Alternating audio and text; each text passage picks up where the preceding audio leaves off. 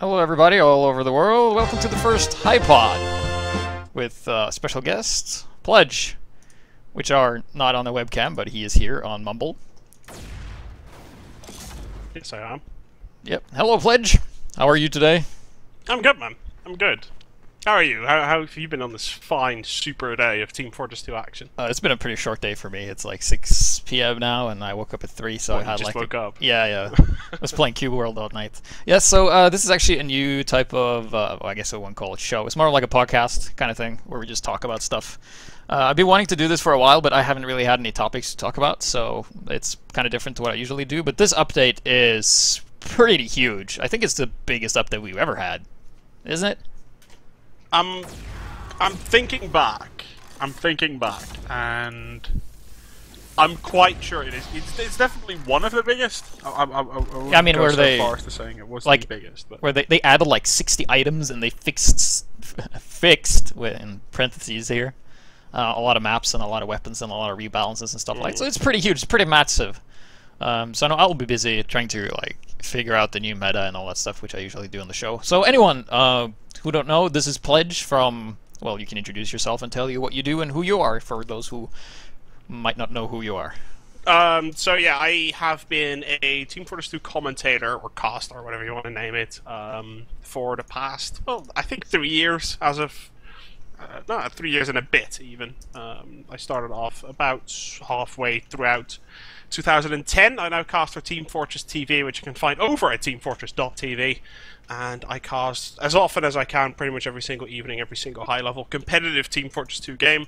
Mainly 6 versus 6. I rarely do Highlander. I have done Highlander, but Highlander really, and HiGPS, you probably notice, I just leave it to the people who love Highlander, like you, and I'm just like, hey, dude, you're gonna be alright. Just go and do that. I'll keep my attention to 6 versus 6. Yeah. So, and that's the reason why I wanted this, because what sparked the idea was that earlier today I was stream hopping and going around different streams and stuff, and I saw like you and some other very high-profile Sixes personalities and players and other casters were discussing this, and it was very much in the favor of Sixes because nearly every single one there was really, really pro Sixes. And I'm really pro Highlander and pro pub play and all that stuff, so I think we can have a very like healthy discussion to see of both sides. So yeah, that's pretty much what we're going to be doing. So the update is huge and it's massive, and it has like a lot of good map changes. I'm just looking at the list right now, and I think the biggest changes is probably one of the items in particular. Mainly the bug with the quick fix, I think, is pretty big. I think the quick fix is yeah. I've been playing with the entire 6v6 community, obviously not, but a very big portion of the Team Fortress 2 European community has been playing for the past 3-4 hours or something like that. With the players from like Epsilon and Crackline, aka Zabatsu was there, Zebasai was there from Broder. Roberto was right there, the newly Prem team. They make their way through, and they had a couple of people there. It was pretty damn interesting. And Arcs and Beta that have casting games between us, basically, were basically double mixes where we just played with the 12 of us and try to figure it out. I was playing Medic for 4 times, and the quick fix is broken at the moment. I can tell you that one. There is a way, which I on accident figured out, but after that never stopped doing because I like trolling my teammates and the enemy team. Well, you know, if it's in the, like if they don't want you to do it, why they put it in the game, right? Yeah, basically, that's it. I'm just gonna say, Valve, you did this not on accident. You did this purely for me to figure out and be awesome with it. So basically, what the idea is that you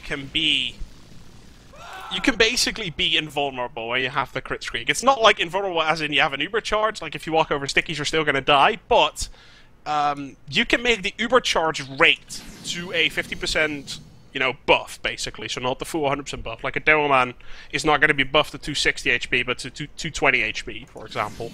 Yep, that's exactly what we're looking at stream, that 40% or 300, like a heavy on 300 HP is not going to 450, but it's going to 375, right? Like 50% buff, that's what I'm talking about.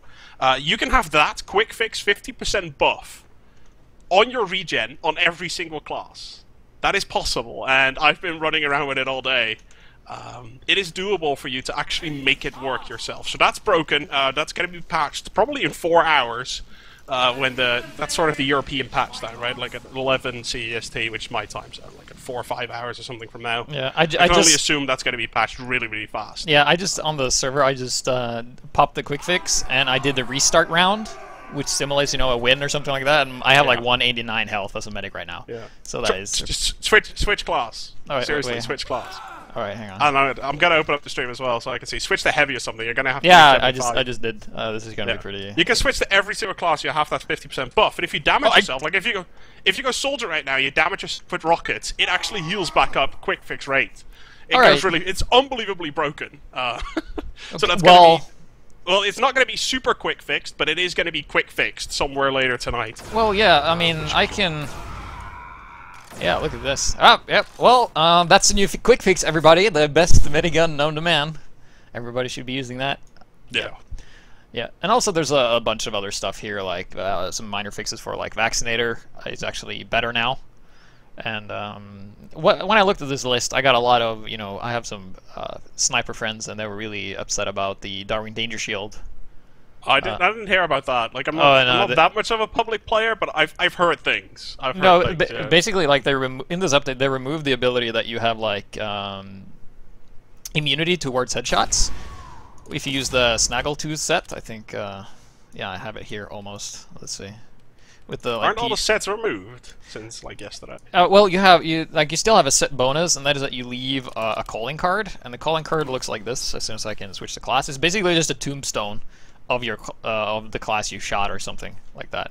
So I'm actually gonna go and kill, I guess, the sniper over here and just see what it does. Kill him, and there's like a little tombstone with arrows in it. Looks pretty cool. A nice little feature there, calling card. I think it's better to have a cosmetic effect than to have like what they used to have, so that's always nice. But yeah, like a lot of snipers, they change their names and we're like, oh, sniper metagame, blah blah blah, and stuff like that. But I feel like the Darwin Danger Shield helps to give you a choice where it's like, yeah, damage taken is reduced, so that means you'll survive headshots at 150 health or 188, depending if you have the quick fix or not.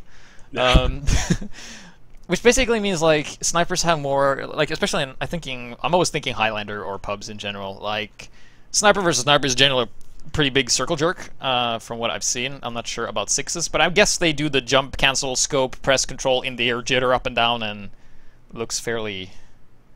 Like, to a person who doesn't play TF2, it looks like lag, and that's basically what it is. Wait, but what does the... And you have to forgive me for asking these kind of questions. What in the base does a Darwin's Danger Shield do? Is it like... It's basically just a body shot.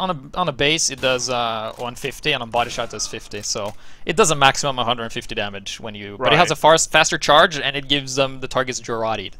But I see now here, like in the patch notes, right? It's like bullet damage taken reduced by 15%. Is that like the fuss of the sniper switch? Is it that like, you cannot just fully charge body shot anymore? It's not possible, I guess. Fully charged body shot won't kill him, but a little charged headshot will. So basically, if an undamaged Darwin Danger Shield sniper is alive, you can't quickscope him. And that makes people mad. Because the old set was that you're immune to headshots, so they basically changed that into the Darwin Danger Shield, you're able to survive. But rockets and bombs just kill you so fast. Like, a rocket from a distance, like, if you play on, let's say you play on Upward, and you know that little sniper ledge on the, like, the third point or whatever? Yeah. You know the little room where the old spawn is? If you get hit by a rocket from there, it takes away half your health. One rocket is half your health.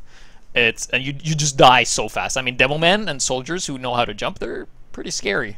So it's more like you're good against bullets, but you can still get stabbed by spies because, you know... Well, not even that. Like, if you think about it, just any spam rocket or spam sticky or anything that just flies through the air but misses everything, even like a random crit rocket across the map, right? It's just going to instantly kill you. Yeah, I mean, even a roller does... 20% more damage on you. So it's 20% extra. You know how much 20% is, right? When you think about it, like it's like, oh well, it's only 20%, right? It's like an extra 30 damage per shot, like point blank. That's a lot. Like if a rocket normally, if you think about it, a rocket does 100 damage, right? Like 100 to 105 damage. Think about it. Just a regular rocket point blank range. if you increase that by 20%, that insta kills a sniper with a Dark Danger Shield. Yeah, Right? it It's does. just one rocket. You And don't even need the direct hit value anymore. We also seen in the past that, like, especially in Highlander, snipers can get shut down easily by scouts or soldiers or, you know, spies. There's usually the key classes who take them out. So usually we see a lot of snipers around the Razorback to be, like, immune towards, you know, backstabs, but they're vulnerable to being shot. But now it's kind of changed where they're, like, not kind of sort of more resilient towards bullets, but, you know, they can still get backstabbed. And yeah, like revolver spies won't shoot you as much because it's just better to stab them because that's more effective. So I feel like that one is fine. Like you have more health as a sniper, you don't have a secondary weapon, you just have passive, you just have more health, and you rely more on your like your sniping and melee skills. I guess I have to say is the thing. So there's also I doubt it's going to be a massive like game changer. I think it's a little basically bit annoying, but the snipers who like. You know, the ones that, you know, they shoot and then they cancel out of scope and jump, you know, looks really weird. It just like the Dark Danger Shield just hard counters that. Yeah, Nice. So now the sniper has something against spies, and he has something to defend against spies and something to defend against other snipers. But keep in mind, like, the previous Dark Danger Shield only gave you 25 more health. That means any overheal you get will save you from a headshot if you have a medic on your team, which in Highlander you do, so it's not that big of a deal. You still die really fast to rockets and backstabs. Yeah. And also one thing I really liked is they removed the movement penalty on the cozy camper,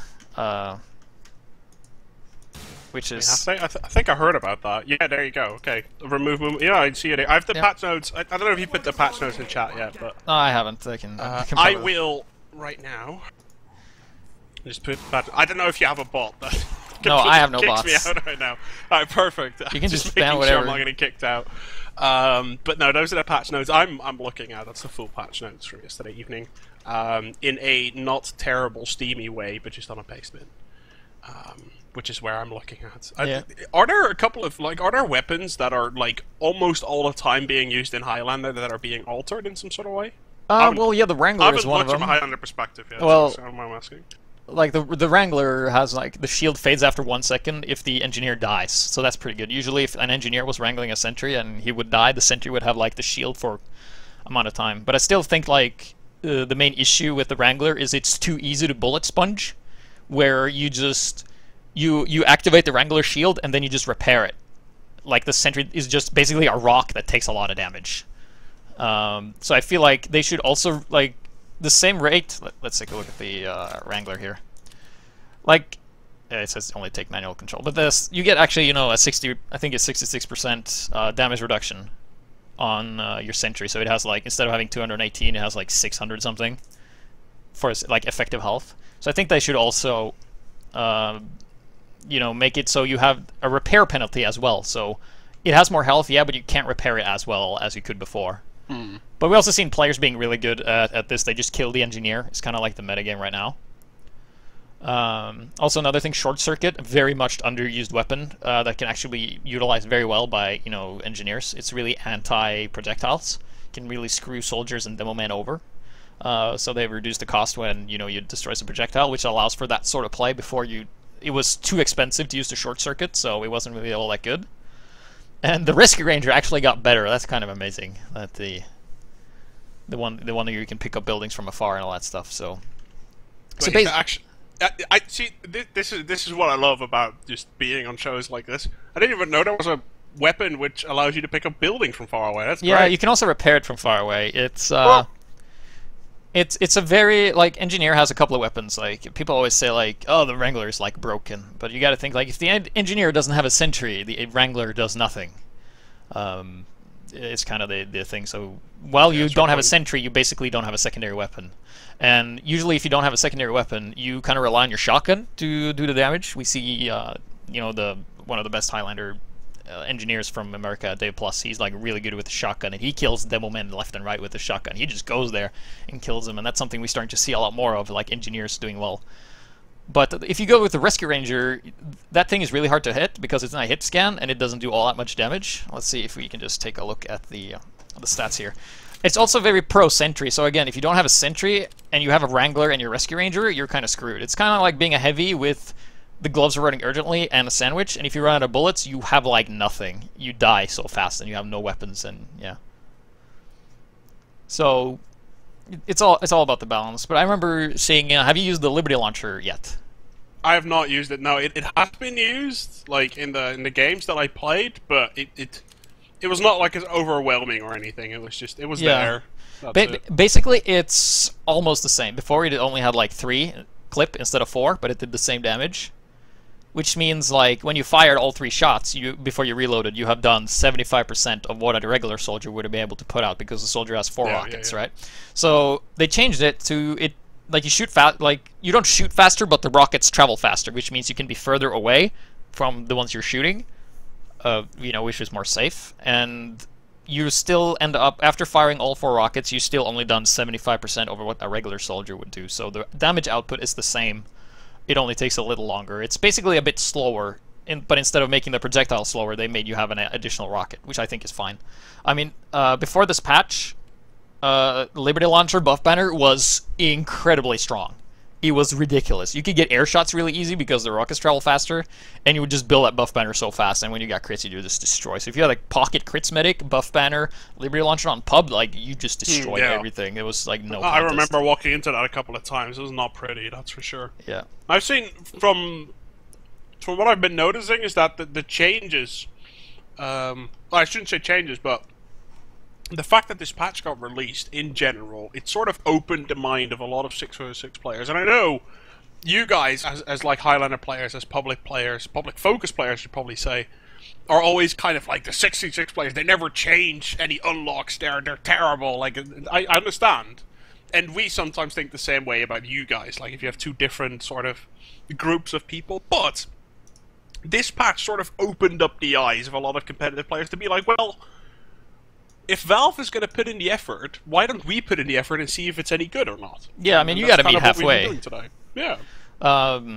I mentioned this to you before, but in 2011, I lived in Korea, and I was very much, visiting the esports community there. I got to talk to a lot of, StarCraft casters and stuff like that, and I met some journalists who were ex-Team Fortress 2 players, and there was like this girl there. She's done like a lot of interviews and stuff like that, and we talked, and I was like, yeah, I played TF2. I said, it's like my main game, and she's like, wow, okay, and I used to be a main medic, but I stopped playing, like, why'd you stop playing? And she's like, yeah, I used to play competitive in the US, but then they added hats, so I decided to quit the game because that was like ridiculous. And I was just so mad because hats, it didn't affect the gameplay at all. It's just cosmetic.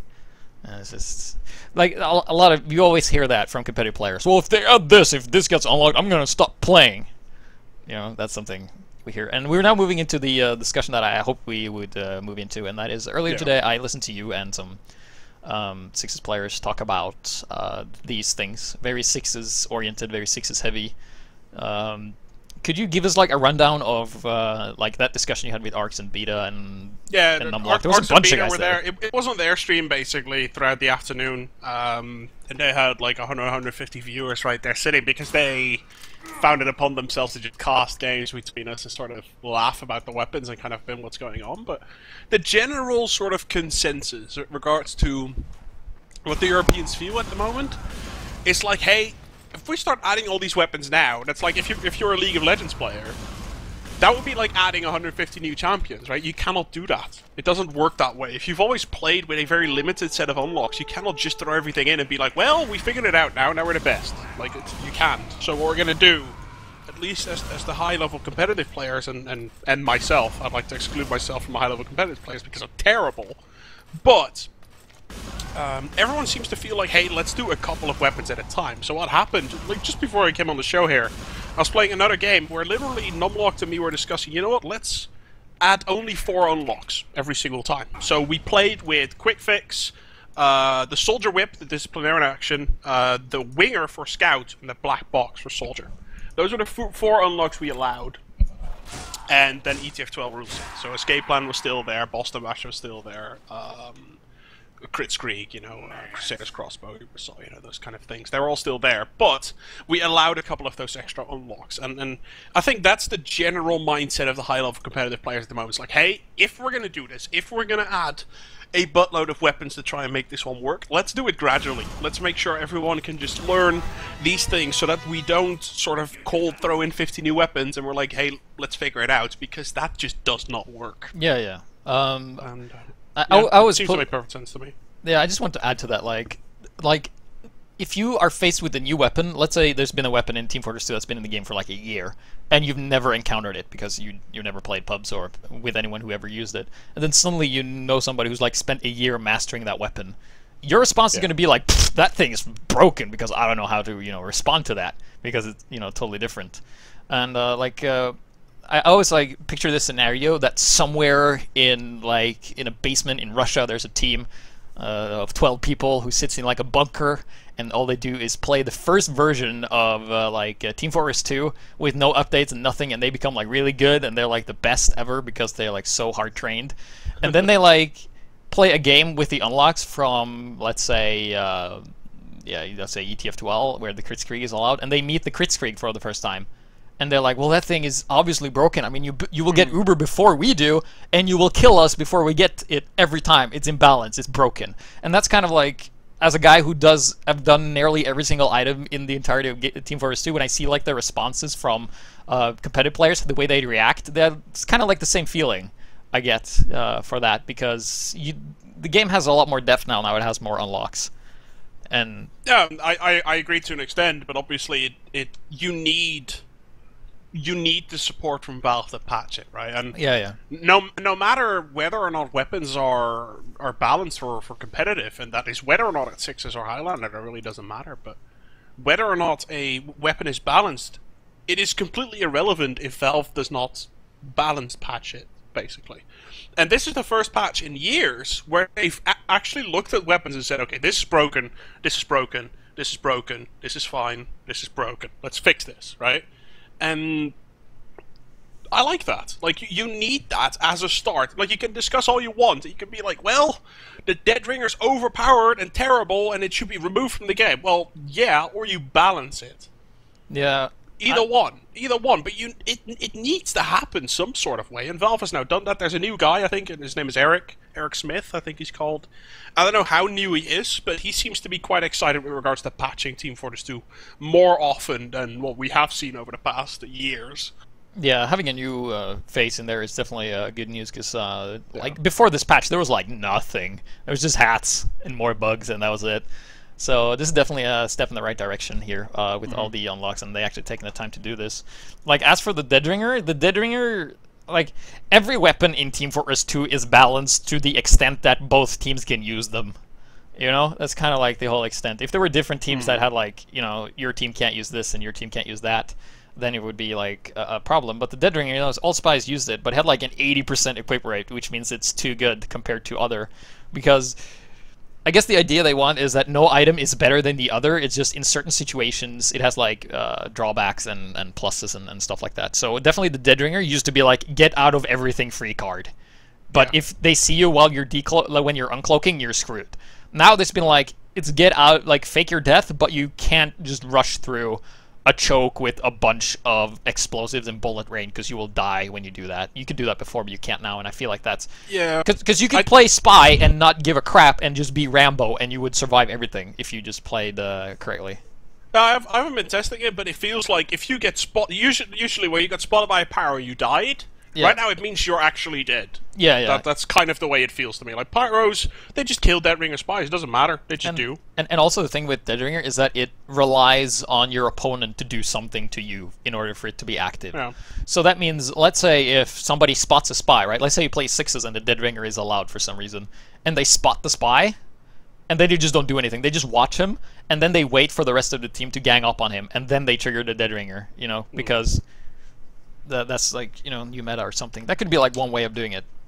So, yes. But also what I want to mention with Sixes, like, I have shared some opinions that I don't feel, like, this is my opinion. Of course, it's my channel, so it's the correct opinion. But I'm just kidding. I feel like neither of the competitive formats we have in Team Fortress 2 is like the best format for competitive Team Fortress 2 because they both have what the other lack in a way. Like Sixes is very clean. It's very easy to see what's going on. There's not a lot of players, but you have like it's reached the point where if you go anything else but scout, soldier, soldier, demo medic, you lose in the initial fight. I think most of the times it's not like that's like the most robust, most standard. Yeah, it's kind of like a 1-Rax expand if you play Terran. It's kind of like really safe. You can do a lot with that if you ever play StarCraft. Yeah. But what Sixes have that Highlander does not is the surprise of an additional class. Like you have that switch where like suddenly they have like a heavy with like the suicide in a scout and he goes heavy and the other team has like no idea and it catches them by surprise.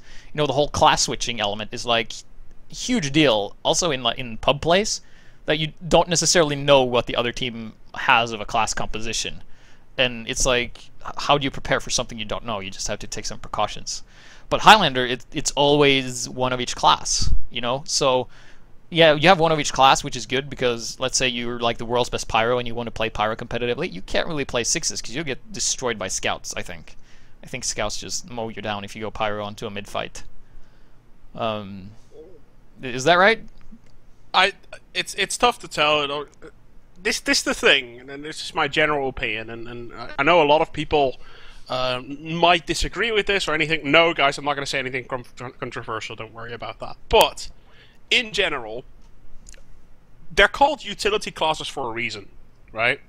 They're called utility classes for the sole purpose of they are not always there, but when they're there, they serve a specific purpose. That's why when you have a fully recharged disadvantage, it makes perfect sense to go spy or sniper, because you need that one pick that is unbelievably important. That's what you need. When you go pyro to defend against a crit streak hitting you on Gully Wash last, you go pyro for the sole purpose of knocking that crit streak back and delaying the push from happening. There's a specific role for every single class in 6 versus 6, and even though they might not be used 24/7, the times that they're used are correct and are becoming more and more common. We've been seeing more engineer play, we've been seeing more heavy play, more pyro play, sniper, spy play. It's been happening, and the fact that happens, it might not happen enough. Like, if you're a pyro player, if you're watching this right now, if you're listening, you're like, yeah, but I really love pyro. Well, I'm sorry, but if you walk a pyro to middle, you're A, going to be slow, 2, not going to be in melee range, and 3, you're going to get shot down by everything that can hit you from further away than 2 feet. That's the way it is, but that's the thing about Highlander. It works the exact same way, but the focus is not on the pyro on Highlander because there's 8 other classes to shoot. Yeah. And in 6 versus 6, there's only 5 other classes to shoot, of which 2 should be out of range. One thing I'd like to note that is very much a factor that I don't think a lot of players consider is that Team Fortress 2 was originally made for 12 versus 12. That was like the ideal. Yeah. So when you play Sixes, you have half of that. So take any sport and remove half of the players. Suddenly the game plays completely different. And there's a couple of classes who benefits from there not being a lot of classes around. And those classes are Soldier and Scout. If there is, let's say there's no sentry anywhere on the map, Scouts can flank however they want as long as no one else is there. And Soldiers, like, you can't, if a soldier is in, let's say in Sixes and you're on Badlands and on Spire or something, you're down in that alley or on the bridge or whatever, and a soldier gets the perfect angle on the rocket jump, and there's like nothing that can stop him from, like, reliably stopping the soldier from hitting the medic on the head with like Mantreads or Market Gardener or whatever. Like in Sixes, there's no reliable way of doing that. But a sentry or a pyro or a heavy would like shut that down like most of the time. So that's why you see like soldiers and scouts just being so powerful, because there's like, because of the lack of players, they just have so much more movement and they just kick so much more ass. While as you see in Highlander, you have like those classes and you see scouts and soldiers not doing, as well compared to how they do in Sixes. And I think that's like the reason why you have 2 of them. Yeah, I pretty much agree with the analysis onto that one. I think the way you have to think about it is that this game right now, it's been out for about 6 years. I'm thinking, let's see, 2007 is when I started, September. Almost 6 years. Almost 6 years. In 2 months, I'll have my 6-year anniversary in Team Fortress 2, which makes me feel very, very old. But in those 6 years, we have had, in competitive 6 versus 6, I'm thinking about it, because Highlanders is relatively new. In 6 versus 6, 6 versus 6 didn't exist for the first year. It was 8 versus 8. We used to play 8 versus 8 in Team Fortress 2. With 2 demo men, 2 medic, 2 heavies, and 2 soldiers. Scouts were stupid. And, we used to have 2 engineers on Dust Bowl and 2 fort. That's genuinely how we played. I used to play in that era, and I was engineer, and it was great. It was massive amounts of fun. But over the years, as I said, almost now 6 years, the game has been refined to the point where the only way you can win right now is not by doing something gimmicky, but by doing everything absolutely perfect. That is the way you win, because everyone does the same, because it's the best. You can say very simple, if a team goes crit streak, they're not doing it because they feel like it. They're doing it because it's correct. And because you're supposed to go crit streak. Because everything makes perfect sense. Again, like you said earlier in StarCraft, if someone builds Void Rays as Protoss, well, I'm sorry, but Hellions are not going to cut it. You're not going to win with Hellions against Void Rays. It's not going to happen, right? It makes perfect sense in certain scenarios to do whatever you're supposed to do. Like a Pyro stops a crit streak. Like a Sniper, where you have a massive disadvantage. You need that Sniper regardless on whether or not he gets the picks. And the way you win is by being better at executing to perfection than the other team. And that is the way in which Highlander is still different than 6 vs 6, because Highlander is still relatively new. Yeah. It's not because you guys have more weapons, it's because you haven't found the right way yet. Yeah, Highlander is still... I've said this before. That's the way it is. That's the way it is. Like, there is a right way. I can tell you right now, there is one way with an unlocks on Scout, unlocks on Soldier, unlocks on every single of the 9 classes. And you put 9 players together, and if you play exactly that way, they will win absolutely everything, regardless on how good or bad the players are. There is that way. You just haven't figured it out yet. Yeah, you gotta play with unlocks that, like... First, the unlocks got a card spawned with the playstyle you like. Because we've seen, like, soldiers doing this a lot in Highlander. Like, some soldiers, if they're, like, really self-dependent and jump all over the place, they usually go gunboats, black box, and heal themselves. But that, doesn't really help your team overall if you're just, like, a kind of a lone wolf. And that's, like Highlander is still, like you said, so new that players haven't really found out how to win properly, in a way. Like, it's just the same thing over and over. Somebody figures out what works then, and then, nobody like over and over and over again. Yeah, like you gotta experiment and try new stuff, and stuff like that. But I'll have you know, Pledge, I played 6s for a year while I lived in Korea, and yeah, I got really mad when they didn't let me play the Gunslinger. Like I thought the Gunslinger was like, well, now the Engineer has like a competitive edge, and they just got so mad. I played Perm Sniper though. I made it work. At the beginning. With regards to the update though, not sure how much it's going to change for 6 vs 6. Like we might add some unlocks and it changes the metagame. It shifts a little bit, but Epsilon's still going to win, right? Like it's not like the unlocks are suddenly not going to make teams win anymore. It doesn't work that way. Yeah. Highlander, same thing. SNSD is still going to be unbelievably good, and the French team with the French national team players, they're still going to be unbelievably goddamn good. It's not like you're going to win if you do it a different way. The question is, how fast are you going to go to perfection? And if you combine that to the update that we saw last night, and again, I'll put the update logs, or the patch notes, sorry. I'll put it in chat here in just a little bit. But, is there a weapon for you, clearly, HiGPS, of which you were looking at this yesterday, were you very much like, well, that's going to break Highlander? Was there a weapon like that in there? I thought actually, wow, this is going to add a lot more varieties to Medic, actually, because the Crusader's crossbow got changed. It looks awesome. Like, you shoot a syringe, and it has, like, it doesn't reload as quickly, I think. But I think the quick fix, when it gets fixed properly, and the Vaccinator will actually be proper responses because of the overheal and the way that... Because let's say you play, like, even in 6s, I can, like, when I read this, I could see, like, oh yeah, this is a way you can get back into the game. Because the first thing I saw with the Vaccinator, when it first came out, I'm like, oh yeah, this is a catch-up minigun. Like, if you are so far behind, this is, like, your last resort, because you know, like, you won't be able to get an Uber, you won't be able to get a crits before they hit it, you just use the Vaccinator to just try and survive this. So I thought, like... If your opponent is behind and they go crits, do they do that sometimes when they're behind to get crits to get the drop on them in 6s? Is that what they do? It's if you're already behind, there's no point in going crits. But sometimes the idea is we might as well have something when they Uber in. Yeah, I mean, like, let's say both teams have Uber and they pop it at the same time, and then the medics die almost at the same time, but slightly different intervals. And the guy who spawned last will probably go crits to try and catch up because of the faster build rate, right? No, it's usually the guy who spawns first goes crit screen because they have a guaranteed Uber advantage. Oh yeah, right. Okay, something like that. So let's say he knows that.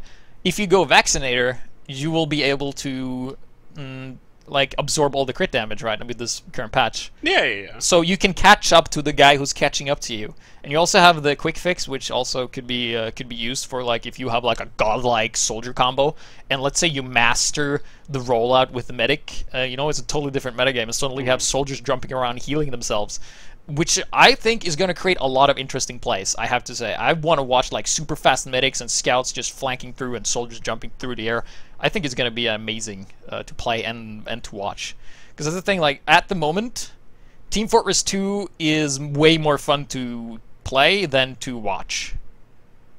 Is like the general idea, because like even Robin and like the people at Valve said they don't watch Team Fortress 2 competitively, and I can understand that.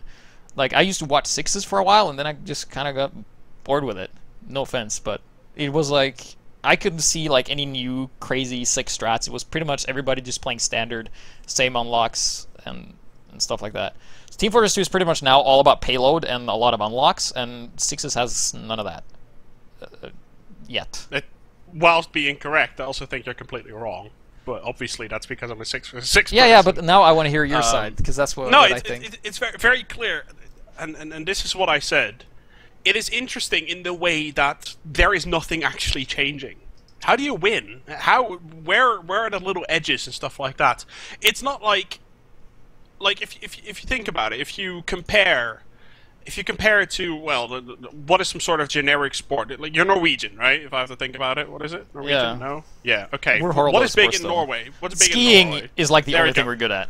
Right, so if you think about skiing or cross-country or something like that, right, or anything like that, it's not like they changed the metagame. Like, someone came up and they're like, well, I'm using different skis, so now I win.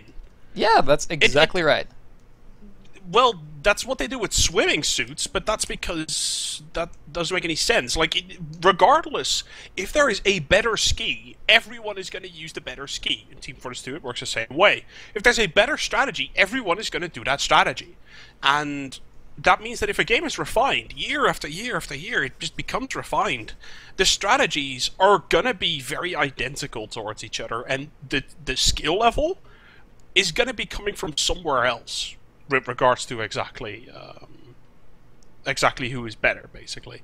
And again, that's what I'm saying. I think Robin Walker and you, whilst being correct in the fact that there's almost no unlocks or there's no change in playstyle or anything like that, I think the fact that that doesn't excite you, whilst being correct, I think it's also fundamentally wrong, because the excitement comes from somewhere else. And it might be excitement you only really understand if you're high-level 6v6 yourself, like me. But exactly. It's got to be enjoyable for those who it's watch tough. Like, I'm trying to explain it every single cast. I'm going to be trying to explain it tonight as well. Like, I'm casting in 2 hours. I'm doing the quarterfinals in the ETF playoffs. It's going to be freaking intense. And these teams are going to be unbelievably good. But no, guys, I'm so sorry. They're not going to run an engineer to middle. They're not going to do it. It's not happening. Yeah. They're also not going to run snipers to middle, except for maybe Viaduct, maybe Gullywash. It happens here and there, but again, it serves a specific purpose. And at the time that you guys will get there with Highlander, I hope you guys do, in like a year's time or 2 years' time, when Highlander has been so figured out that you guys are going to become stale as well. No, guys, sorry, the direct hit is not going to come into play. Everyone is going to run black box from that moment onwards. As soon as teams figure that out, that's when it gets interesting more so than exciting. And things being interesting in itself is unbelievably exciting if you actually know what is interesting. But you need to know, obviously. Oh, yeah. And that sounds as vague as I wanted it to sound. Yeah. That literally, like, I meant having it to sound that vague. So if I were to ask you, like, a really tough question, like, why should players watch, like, the game you're going to be casting later tonight? Like, why should I watch the Sixes game? I have, like, very little interest in Sixes because I feel it's always Scout, Soldier, Demo, Medic. They always run the same unlocks, and it's the same principles for when they change. There's nothing... Maybe rarely we see a spy. Like, why should I watch it? What would you, like, try and convince me? Because it's the ETF 12 playoffs. That means that the 4 best teams in Europe... Now, you have 4 times 6 is 24. That means that in all of Europe... all these players that are there are in the top 24 players of Europe. And I know you might tell me, yeah, but there might be a sniper who's better. No, guys, I swear to God. You can take any sniper of any Highlander team, and Tavik and Jukebox are going to beat them. Seriously, they're that good. I think, what is it, Tavik snipes for SNSD. You know how good the guy is. He is not a Highlander guy. He is a 6 guy who plays Highlander. The players that you're going to see tonight are the 12th to 24th best person in Europe with regards to Team Fortress 2. And seeing players that good play the game, if that doesn't excite you, then I don't know what will. That's the way it is. Yeah, well, I guess what I meant with the question is, like, why should I watch instead of playing the game myself? Because it looks fun. And that's, like, the thing about Team Fortress 2, and, you know, it looks so... It's not like StarCraft, where StarCraft is, like, incredibly hard, and it's 1v1 and super intense, and you get, like, anxiety. I don't think anyone has anxiety for playing Team Fortress 2 ever. It's just so fun and stuff like that. But yeah, that's a very good point for watching the Highlanders, like the best of the best play. And the reason it looks stale to like the untrained eye is because we can't tell like the process that has gone through in order for them to play this way. A good commentator will explain to you why it's good, why it's impressive. Which is why you're casting this, obviously. Yeah, no, but that's the thing, and it is a very difficult to explain phenomenon. But again, if you take a look at real life sports, like how are you gonna commentate on football? Because yeah, there's certain teams they're playing a 4-5-1 system, and other teams are playing a 3-5-2 system. That means that on both teams there's 5 midfielders, and they're gonna try and duke it. Well, that's it. Yeah. I like playing football, so I'm gonna play football instead of watching the World Cup. No, right? I did that actually. I played. Yeah, okay, but something is wrong with you. No, it's not. But obviously, you get my point, right? You can see either the very best players of every single country going up against each other, smashing their skulls in. If you like boxing or something like that, I don't care which sport you like. But it's the best of the best. And I know people in chat are saying it's soccer, not football. No, it is actually football. Sorry. Americans are awful. That's the way it is. It's a European show, get out of here. But, very clearly, it's the best of the best. And whether or not you can learn something from that, or be entertained, or be intrigued, or be inspired to be as good as they are, everyone has a different purpose. If I watch the football, or if I watch the soccer, or anything, whatever you want to call it, it doesn't matter. If I can watch that, I'm not going to be inspired to be the best myself. I'm going to watch it because I'm entertained, because the very best players in the world, with egos as big as the distance from here to Tokyo, like, I want to see those players carve each other's skulls in while kicking a ball in the net, right? Like, and with TF2, it works the exact same way. I want to see high-level Team Fortress 2, not because I'm going to be inspired to be the best myself, but because they're unbelievably freaking good at this game. And to see them play like that, at the highest of level, where every single mistake you make gets punished, it might not be as fun as playing on a pub and having some fun with some friends. No, maybe not. But if you sit around with friends, if you sit and mumble like this, like we're doing right now at HiGPS, and I talk you through the game, like a good commentator is supposed to do, it is going to excite you. And it should excite you. And if it doesn't, well then competitive 6 versus 6 is not for you. No, and if it does do that for Highlander, well then, I'm sorry. Watch Highlander. That's the way it is, right? Now, like I can see you have like the totally different view of me, and that's like the reason why I wanted you on. Yeah. For anyone who don't know, Pledge is like the guy I respect the most in casting so far, because you always have valid points, and even if I don't agree with you, I can like see your point. But I've been inspired like you. The only reason I watched like competitive stuff before I started casting or did this stuff, that was like 2009, 10, something like that. I watched the fragment video from JH on Bloodsire. Yeah. And at the time, I was a main medic, and I'm like, these guys are so good!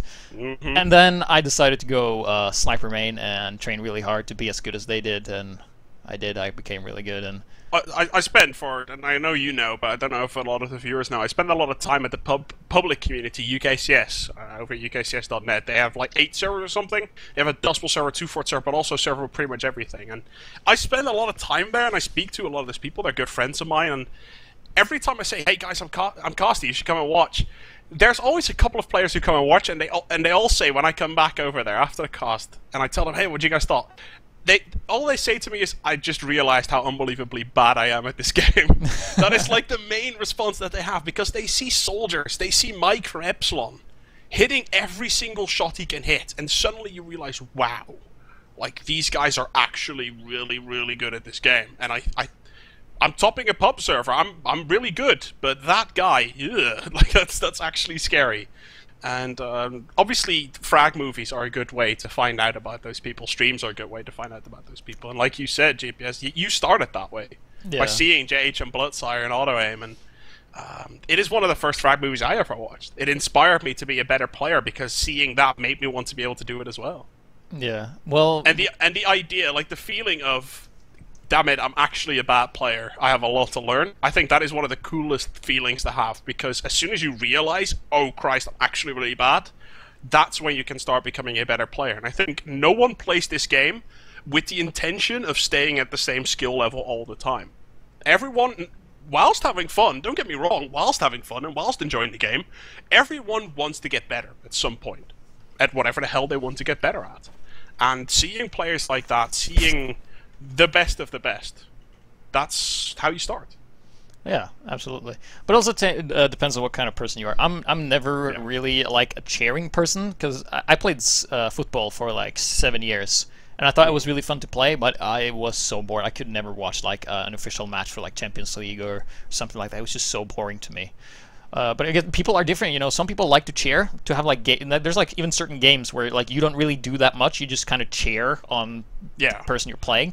So it also comes down to like personal taste. But I do think like better coverage and better cast is pretty much on the casters' professionalism and the players' professionalism. I mean, you got to have players who have like a name they stick to and not use like anything offensive and stuff like that, because that will not attract players who tune in for the first time. Speaking of the cast I had yesterday, that was kind of a disaster.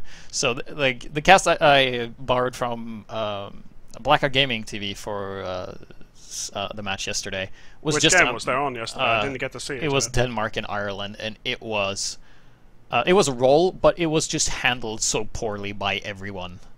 The casters and the players, the player names and stuff like that. It was just a mess, and ETF needs to have rules for that. Like, it's not. Yeah, they absolutely should. You should not. Premiership and Division 1 have rules at the moment. Yeah. Which is, you need to. Oh God, how do you call it? You need to like confirm a nickname for the season with the ETF admins. Yeah. Which means that right now in Zaibatsu, we're going to see tonight. Samzi, a German scout, he plays for Zaibatsu, but before the season, he said to the ETF admins, "I'm going to be called She Likes It Rough throughout the entire season." And ETF was like, "Okay, fine." So he changed his name on ETF12, and he will be called She Likes It Rough tonight. Yeah. We are not going to call him that as casters, but we are going to call him Samzi because that's his name. That's how people got to know him. But there are rules like that in the high divisions of ETF12, but Highlander, as I said, it's not that big and not that official and serious yet. There are no massive prize pools and thousands of viewers watching, right? It's very limited still. Yeah, as soon as you get there, it becomes good. Yeah, pretty much. Highlander is pretty much an infant compared to Sixes at the moment. Six is just so figured out and stuff like that. So, thanks for the discussion. We had very valid points both sides. I hope it was entertaining for all the viewers. So be sure to watch Pledge tonight. If you're watching this live, you can do a little plug here if you want for what you do. Yeah, I said it at the start, I'll say it again, no problem. I am a Team Fortress 2 commentator, or caster, like people always have different names for it, but I like to refer to myself as a commentator. Pretty much the only professional one, I think, in Europe, because I don't play, I don't do anything else anymore. I have played, but I commentate now full-time, and I'll be casting the ETF12 6-on-6 quarterfinals technically tonight between the number 3 and number 4. Winner plays Broder. It's between Zaibatsu and Revolution La Metagame. And it's going to be a massive best of 3. I'll be casting that tonight with my Australian nerd partner Yuki. It's going to be great. So if you can watch that, teamfortress.tv is where you can find it. And that is in, I'm assuming 2 hours from now? Yeah, 2 hours from now is correct. As we've been going for about an hour or so GPS, which is nice. I liked it. Thanks for having me on. Yeah, no problem. I was aiming for 30 minutes, but we had a lot to go on. And big shout out to Pledge. Thanks to him. He also has a stream, so when he gets internet going again, you should turn on. I usually tune into Pledge's stream. It's usually a chill stream, and it's pretty fun. So thank you guys for watching. My stream starts working again. I'll make sure to come back on the show and plug it. That's going to be alright.